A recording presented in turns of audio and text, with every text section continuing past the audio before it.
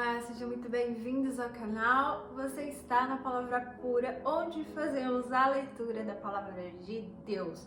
Hoje, mês de dezembro, vamos começar a leitura do livro de Coríntios. Vamos ler 1 Coríntios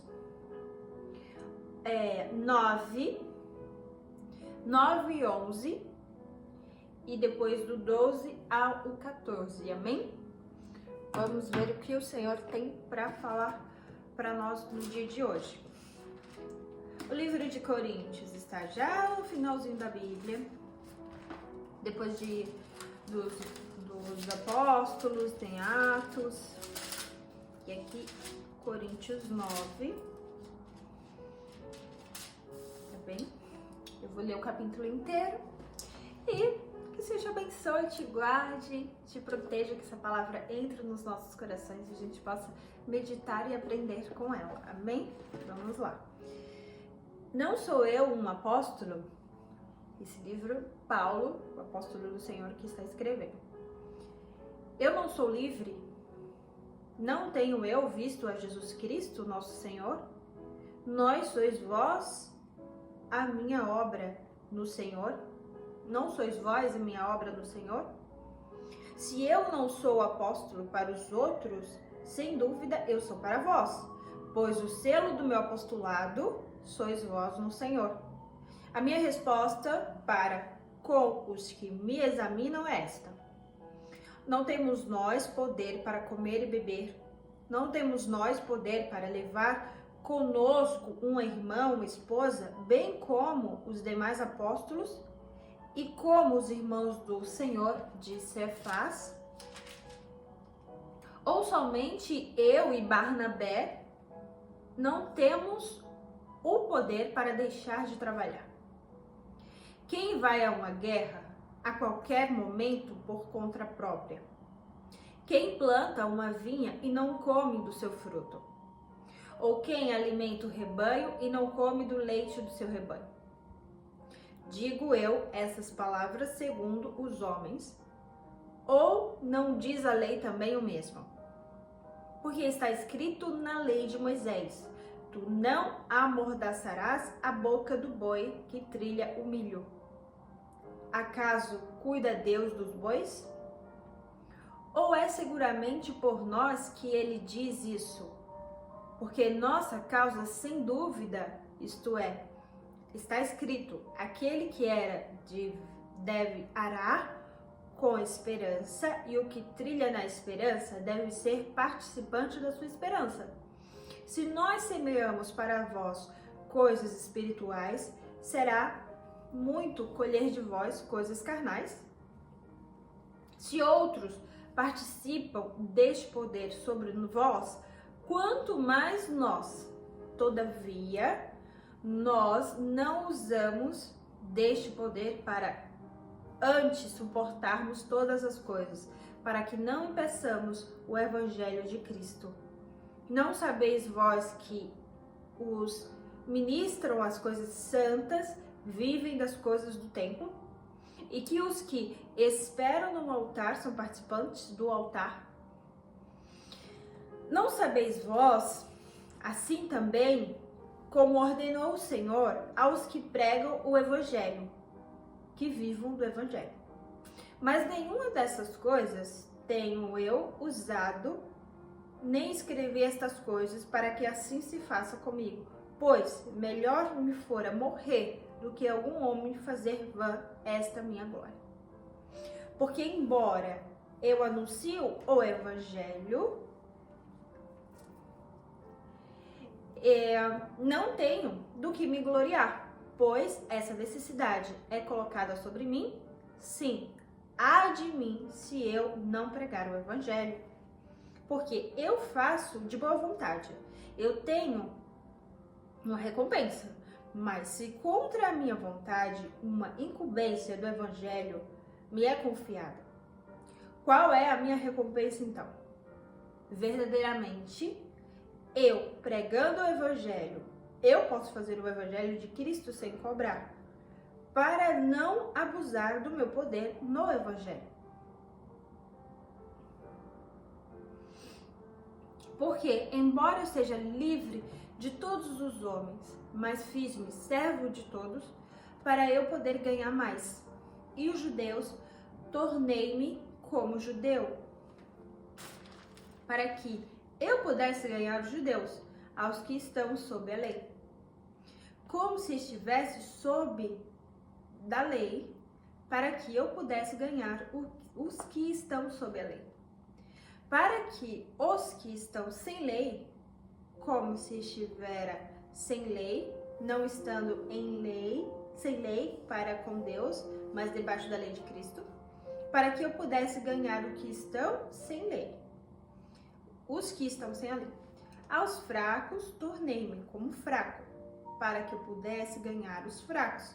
Fiz-me todas as coisas para todos os homens, para que eu pudesse ganhar todos os meios a salvar alguns.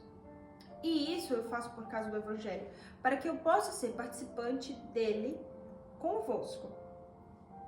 Não sabeis que os que correm de uma corrida, todos correm, mas um recebe o galardão. Assim, correi para conquistá-lo.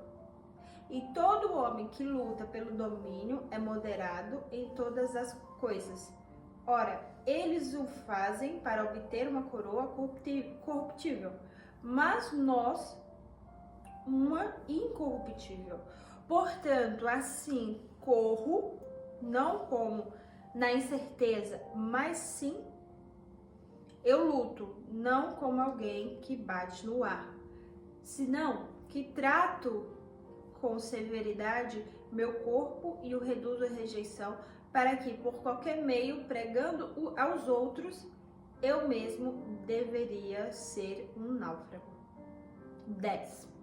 Além disso, irmãos, eu não quero que ignores que todos os nossos pais estiveram debaixo da nuvem, e todos passaram pelo mar, e todos foram batizados em Moisés, na nuvem e no mar. E todos comeram do mesmo alimento espiritual e beberam todos de uma mesma bebida espiritual, porque eles bebiam da rocha espiritual e os seguia. E a rocha era Cristo. Mas de muitos deles, Deus não se agradou, pois ficaram estendidos no deserto. Ora, estas coisas foram exemplos para nós, a fim de que não cobiçarmos coisas más como eles cobiçaram. Não sejais idólatras como eles foram, conforme está escrito: o povo assentava-se para comer e beber e levantava-se para se divertir. Nem não façamos fornicação, como alguns deles cometeram e caíram em um dia 23.000. Nem tentamos a Cristo, como alguns deles também tentaram e foram destruídos pelas serpentes. Nem nos murmureis, como também alguns deles murmuraram e foram destruídos pelo destruidor. Ora, todas essas coisas lhe aconteceram como exemplo, e elas estão escritas para nossa admoestação, sobre os quais o fim do mundo está chegando. Aquele, pois, que pensa que está em pé, cuidado para que não caia. Pois vos tem sobrevindo tentação que não seja comum aos homens, mas Deus é fiel, o qual não permitirá que sejais tentados acima do que sois capazes, mas também com a tentação fará um caminho para escapar, para que sejam capazes de suportá-la. Portanto, meus amados, fuge da idolatria. Eu falo para homens sábios, julgai o que eu digo. O cálice da bênção que nós abençoamos não é a comunhão do sangue de Cristo. Não, é uma pergunta. O cálice da bênção que nós abençoamos não é a comunhão do sangue de Cristo? O pão que nós partimos não é a comunhão do corpo de Cristo? Porque nós, sendo muitos, somos um só pão e um só corpo. Porque todos nós somos participantes de um só pão. Vede a Israel, segundo a carne, não são os que comem dos sacrifícios participantes do altar? O que eu digo então? Que o ídolo é alguma coisa? Ou o que é oferecido em sacrifício aos ídolos que é alguma coisa? Mas eu digo que as coisas que os gentios sacrificam, eles sacrificam os demônios, e não a Deus. E não quero que tenhais amizade com demônios. Não podeis comer e beber do cálice do Senhor e o cálice dos demônios. Não podeis participar da mesa do Senhor e da mesa dos demônios. Provocaremos os ciúmes do Senhor. Somos mais fortes do que ele? Me perguntam. Isso está em Coríntios 10. Eu vou marcar, isso aqui é importante. Todas as coisas me são lícitas. Ah, então é daqui, desse versículo. Porém, nem tudo me convém. Esse é conhecido. Daí já vem esse versículo. Todas as coisas me são lícitas, mas nem todas as coisas me edificam. Ninguém busque o proveito próprio antes, mas cada homem a riqueza do outro. Comei de tudo o que se vende no matadouro, não perguntando pela procedência, por causa da consciência, porque a terra é do Senhor e toda a sua plenitude. A terra é de Deus, gente, a terra não é de ninguém, tá bom? A terra é de Deus. Se algum descrente vos convidar para uma festa e quiserdes ir, comei de tudo o que puserem diante de vós. Não pergunteis nada por causa da consciência. Mas se algum homem vos disser, isto foi oferecido a sacrifício a ídolos, não comais, por causa daquele que vos avisou e por causa da consciência, porque a terra é do Senhor e toda a sua plenitude. A consciência, eu digo, não a tua própria, mas a do outro. Por que razão seria a minha liberdade julgada pela consciência do outro homem? Pois se pela graça sou participante, por que sou mal falado naquilo que eu dou graças? Portanto, quer comais ou quer bebais, ou façais qualquer coisa, fazei tudo para a glória de Deus. Não vos torneis ofensas aos judeus, nem aos gentios, nem à igreja de Deus. Assim como eu agrado a todos os homens em todas as coisas, não buscando os muitos, não buscando o meu próprio proveito, mas o proveito de muitos, para que possam ser salvos. Amém. 11. Sede meus seguidores, como também eu sou seguidor de Cristo. Ora, louvo-os, irmãos, porque vos lembrais de mim em todas as coisas, e guardais as ordenanças como eu entreguei a vós. Mas eu quero que saibas que a cabeça de todo homem é Cristo, e a cabeça da mulher é o homem, e a cabeça de Cristo é Deus. Todo homem que ora ou profetiza, tendo sua cabeça coberta, desonra a sua cabeça. Mas toda mulher que ora ou profetiza com a sua cabeça descoberta, desonra a sua própria cabeça, porque seria como se fosse rapada. Pois, se a mulher não se cobre, tosqueia-se também. Mas, se para a mulher é vergonha tosquear-se ou raspar-se, que ela se cubra.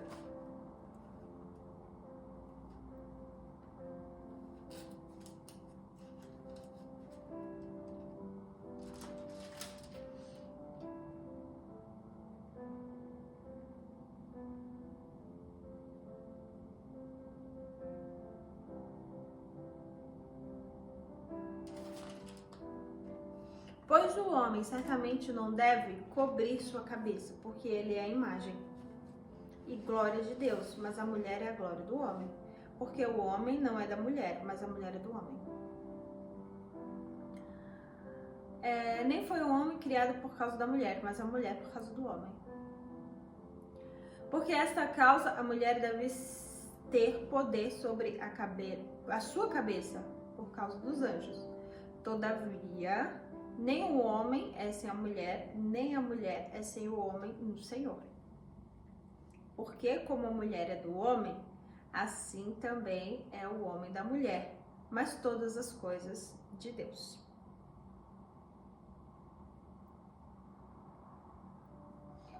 Julgai em vós mesmos. É decente que a mulher ore a Deus descoberta? Não. Ou não vos ensina as mesmas natureza que é vergonhoso para o homem ter cabelo comprido? Mas se uma mulher tem cabelo comprido, isso é glória para ela, pois o seu cabelo lhe foi dado para se cobrir.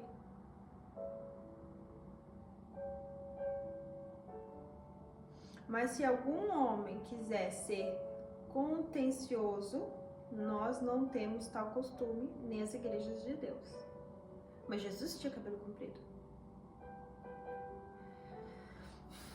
Tô pensando sobre essa palavra. Mas Jesus tinha cabelo comprido. Então, se a mulher tem cabelo comprido, ela não precisa se cobrir, porque o cabelo já cobre, é isso? Todavia, nenhum... Tá bom. Porque como a mulher julgai-vos mesmo, é decente que uma mulher ore a Deus descoberta? Não. Ou não vos ensina a mesma natureza que é vergonhoso o homem ter cabelo comprido? Sim. Mas se uma mulher tem cabelo comprido, isso é glória para ela, pois o seu cabelo lhe foi dado para se cobrir. Como é se cobrir com o cabelo? Cobrir o quê? A cabeça? O cabelo cobre o quê, gente? As costas. Mas se algum homem quiser ser tendencioso, tá? Ora, nisto declaro a vós: não vos louvo, porque não vos congregais para o melhor, mas para pior. Porque, primeiro de tudo, quando vos ajuntais na igreja, ouço que há divisões entre vós, e em uma parte eu acredito, porque também é necessário haver heresias entre vós, para que os que são aproveitados se manifestem entre vós. É verdade. Não, aproveitados não. Os que são aprovados. Assim, ó. Primeiro de tudo, quando vos juntares à igreja, ouço que há divisões entre vós. E em parte eu acredito. Porque porque também é necessário haver heresia entre vós. Por isso que há divisão. Para que os que são aprovados se manifestem. Aleluia. Portanto, quando vos ajuntai em um lugar, isto não é para comer a ceia do Senhor. Porque ao comer, cada um toma antes do outro a sua própria ceia. E tem fome, e o outro está embriagado. Não tendes porventura casas para comer e para beber? Ou desprezais a igreja de Deus e envergonhais aos que não têm? Ou eu vos direi, devo louvar-vos? Não, eu não vos louvo. Porque eu recebi do Senhor o que também vos entreguei, que o Senhor Jesus, na mesma noite que foi traído, tomou o pão, tendo graças, ele partiu, dizendo: tomai todos e comei, este é o meu corpo, que é partido por vós, e fazei isto em memória de mim. Depois, da mesma maneira, também ele tomou o cálice, depois de ceiar, dizendo: este é o cálice, este é o cálice do Novo Testamento do meu sangue. Fazei isto todas as vezes que beberdes em memória de mim. Porque todas as vezes que comerdes este pão e beberdes este cálice,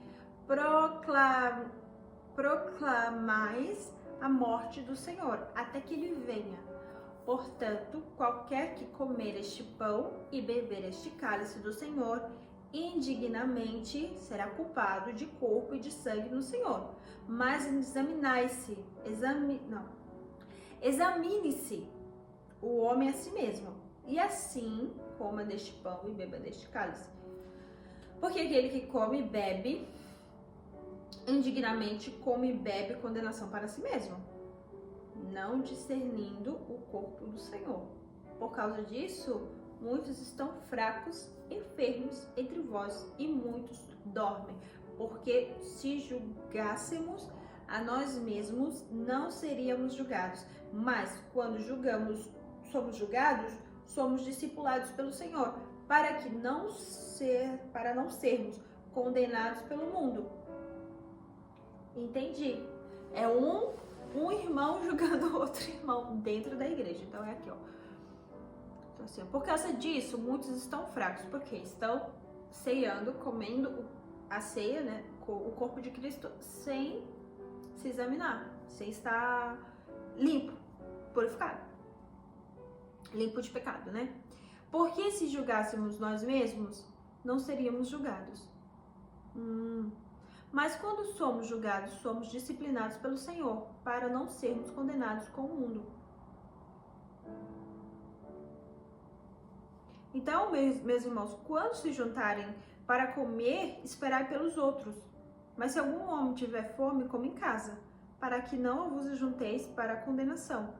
Quanto ao restante, colocarei em ordem quando eu chegar. Tá falando aqui, ó.